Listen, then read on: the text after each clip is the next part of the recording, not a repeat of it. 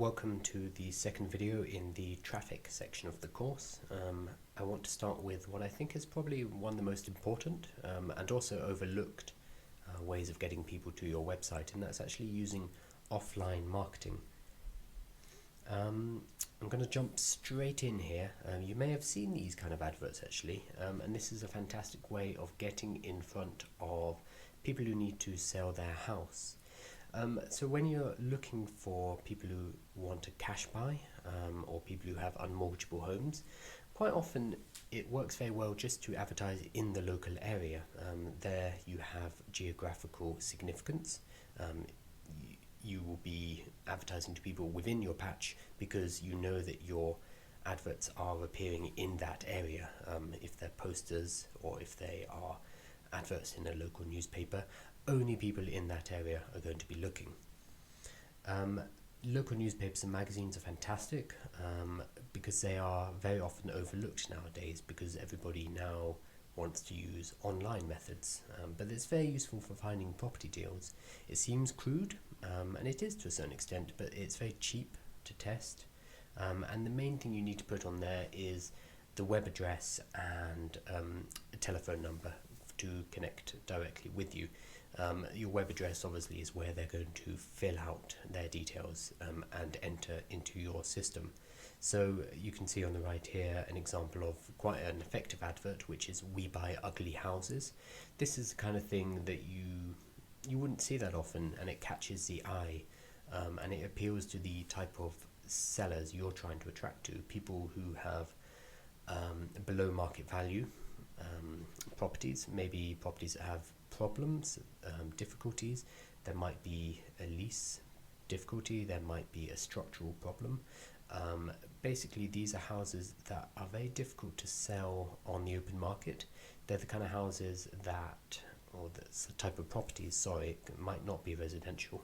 These are the type of properties that an estate agent might turn their nose up, because for the estate agent maybe the final sale price will be too low and the amount of effort and trouble that needs to be gone through is too high for the estate agent. The estate agent will want a nicely packaged, easy to sell property, not something that has a structural issue, so it's very difficult to sell, not something that here in the UK, for example, if the structure is fully concrete, you can't get a mortgage on it.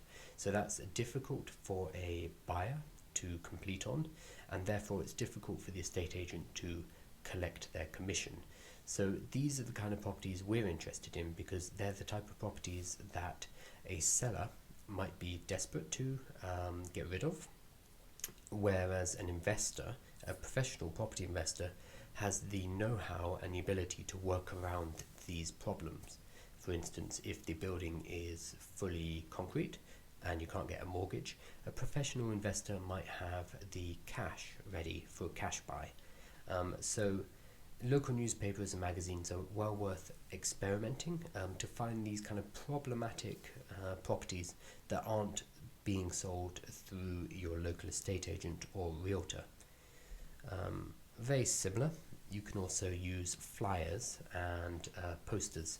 So flyers, you'll basically go around the area that you're interested in sourcing properties in and drop these flyers through the mailboxes. It's a bit more difficult for apartment blocks, but if these are single unit houses, you won't have any difficulty just posting one of these into the mailbox. So the sister idea is basically using a poster. This will not necessarily be a large poster, but maybe a similar sized flyer as you were posting through people's mailboxes, but instead of going to the individual houses, maybe you go to a local shop and you ask if you can place it in their window, and maybe you pay them a small fee for this. And again, this is just getting your message out in front of local people in the area, people who you know live in houses, they live in properties in the area you are targeting. So on the screen you can see "We Buy Houses for Cash," "Sell Your House Now," "We Buy As Is," and "Pay Cash." This is just a very simple example of a cash offer or a quick sale flyer or poster that you can post in the local area. One side way to do this, and this is actually online, so I'm being a bit cheeky slipping it in here, but you can actually use Craigslist and Gumtree. These are, Gumtree is in the UK and Craigslist is used more in the United States.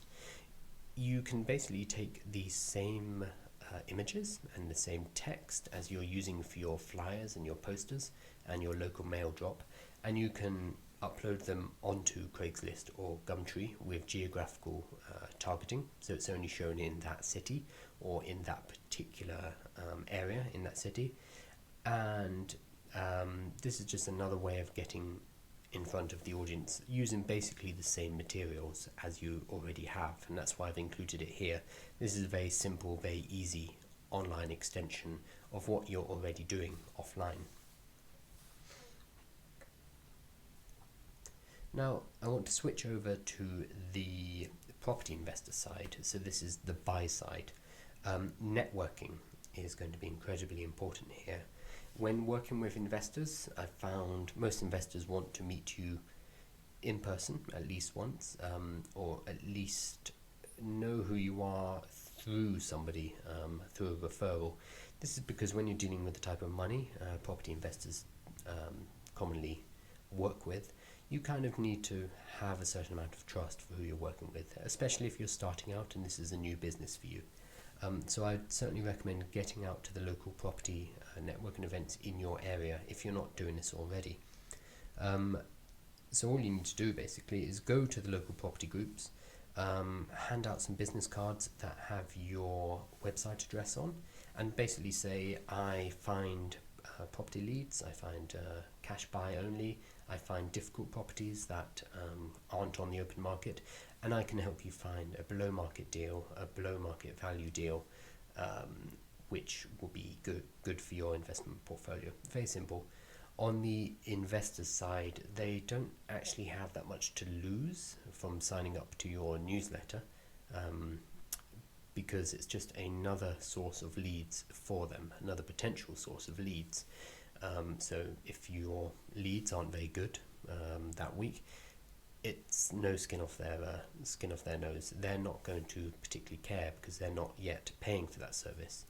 They might be paying you later if you do source a good deal and they complete that deal. That's when they pay you. But until that point, there's very little risk for them. So giving out your cards, I found, will generally have very good positive results because, as I say, there's nothing to lose for the investor. You don't need to only go to property groups. I'd also recommend small business groups, like business angel groups, and any meetups or gatherings to do with small business property within the area. You'll generally find the people who are involved in business, entrepreneurs and small businessmen, will also have property. Maybe it's a way for them to save some of their cash into an asset, property, or you'll just generally find that there is a lot of crossover between business owners and property investors. So don't just restrict yourself to property events where everybody is hustling around the theme of property, but instead look for other areas where you can meet wealthy potential investors, and business clubs in general, like the BNI in the UK is very useful for this. So as I said, on the card, the basic you need to have is the website address, preferably with some explanation that you source leads, property leads, but that's really all you need on there. I would say that's the most important thing, is the call to action to come to the website, and then on the website it's pretty clear what you do and what value you can provide. So don't make your card too complicated and just stick to that call to action to come to your website, and anything beyond that is adding too much noise. If you don't know where to find property events in your area, Google is always the best place to start. Just Google your location plus property or real estate event. That's pretty simple. But you can also check meetup.com, especially if you live in one of the larger cities, and you'll find a lot there. And also Eventbrite. Generally, you won't find as many on Eventbrite, and they tend to be more formal events rather than networking sessions. But even if it is a formal event, it will generally have a networking meet and greet before or after whatever the official event is. So they're still worth checking out. You can also think outside the box a bit, and instead of aiming directly at property related events, you can look for events where you're likely to find large numbers of affluent, wealthy potential investors. This might be things like charity balls and functions, launches and openings. Private clubs are fantastic for this kind of thing, I found. Property training events. Now this is an interesting one. If you live in a large city, you'll probably see adverts for property training event. These are normally they're normally get rich quick schemes, where the only person getting rich is the trainer. But what you will find in that room is a large group, maybe 50 to 100 people, who are interested in getting into property. They're interested in finding deals and getting started. Regardless of the quality of the training, and most of the free events in particular are sales pitches. Regardless of the quality of that training, you will be in a room with potentially 100 property investors or potential property investors, and that is a fantastic place to be handing out your card, because these are people who want to get into property, and if you appear on the scene early and offer good deals, that's going to put you in a very advantageous position. And again, you just have a large density of property people in one room, so definitely check those out. On the whole, I would say focus on your local patch around where you live. It may or may not be a good area for property investing, but that's not really your problem. You need to source properties within a particular area and find the best deals possible. But if the investor's chosen to invest in that area, that's their issue at this point. If you find there's very little activity in the area, yes, branch out. But the reason you'd want to stay within a relatively local area to you is so you can get to know the patch, and you can get to know what a good deal looks like in your area. What reference points are for a 1-bedroom, a 2-bedroom, a 3-bedroom house, etc. If you focus on one area at a time, you start to get a feel for this. And the easiest way to do this is to do it starting in your area, a local area to you.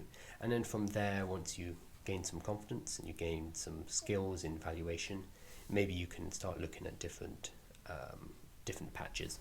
But again, feel free to ignore me on this and choose whichever area you feel is most promising for a sourcing business, where a lot of investors are looking for deals, and go with that. Again, if there's nothing in the area, which I'd be surprised about, but if there are no property investor clubs, if there are no meetups, if there's no training or any events to do with property, then there's nothing really stopping you from putting together your own event. Maybe this is just a small informal group of people who meet for coffee once a week or once every couple of weeks to talk about property, to talk about the area, or maybe this is a full meetup where you get 100 people in a room and you have guest speakers and sponsors, etc., etc. Whatever this is, it would be a way for you to gather people in your local area and for you to become the authority and to become the legitimate speaker for the area, and that would put you in a fantastic position when you start to broker deals later with the people who attend your events. So if there's nothing in your area, don't despair. This could be an opportunity. I'd recommend maybe setting up a Facebook group or a meetup.com meetup and seeing if there's any interest in the local area and going from there. Okay, that about wraps it up for the offline marketing. I'd recommend you get started in offline marketing using these basic tactics and anything else you can think of. Have a look at what other local sourcing agents are doing in your area. This is useful. So just you can Google your location, your patch, plus property sourcing or sourcing agent, and you should get a list of other companies who are doing something similar. Keep an eye out for their name popping up in meetups. Maybe you might see posters and leaflets around the area. Just keep an eye out and see what they're doing. And chances are, if they're doing it and have been doing it for any amount of time, it's probably successful for them, and it's probably making them money. Otherwise, they would have stopped it a long time ago. So borrow where you can best practices from competitors, and also look for other companies who might not be in your area, and always be looking for best practices you can borrow and implement in your own business. But these basic offline strategies I've given you here are more than enough to get started, and I recommend you do that immediately because it's going to be very low cost and potentially very high return.